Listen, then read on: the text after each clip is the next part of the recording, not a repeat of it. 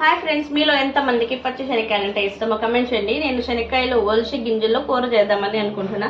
వంకాయలు ఉర్లగడ్డలు వేసి అన్నంకైనా ముద్దకైనా చపాతీలకైనా చేసుకొని తింటే చాలా బాగుంటుంది. చాలా ఇష్టం అనమాట. ఈ శనక్కాయలు ఒలుస్తుంటే ఒకటి గుర్తొచ్చింది. చిన్న బిడ్డలప్పుడు స్కూల్కి వెళ్ళేటప్పుడు రోడ్డు పక్కలనో లేదా మన ఇండ్ల దగ్గర వేసింటే అవి బలిసినప్పుడు ఒక చెట్టు పెరిగి చూసినప్పుడు బలిసింటే లేదా చెట్లన్నీ పెరికేసిన తర్వాత ఆడ ఒకటి మిగిలిపోయి ఉంటుంది కదా, ఆ చెట్లు పెరుక్కొని తినేయడము భలే ఉంటుంది కదా, ఏరుకొని తినడము. ఆ చిన్న చిన్న ఆనందాలు ఎంత బాగుంటాయో. అప్పుడు చాలా అల్లరి చేసేవాళ్ళం కదా. ఇప్పుడు పిల్లలకి ఆ స్వేచ్ఛ లేకుండా అయిపోయింది.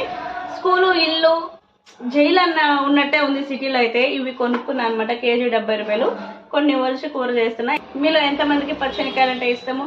పచ్చి శనగగింజలు కూర లేదా పచ్చళ్ళు, పచ్చి శనగగింజలు చట్నీ ఎంతమందికి ఇష్టమో కమెంట్ చేయండి. మీరు కూడా ఇలా చిన్న చిన్న దొంగతనాలు చేసింటే కమెంట్ చేయండి. లేదా మీకు కూడా గుర్తొచ్చింటుందా అప్పుడు మీరు ఎలా చదువుకునే వాళ్ళు కమెంట్ చేయండి.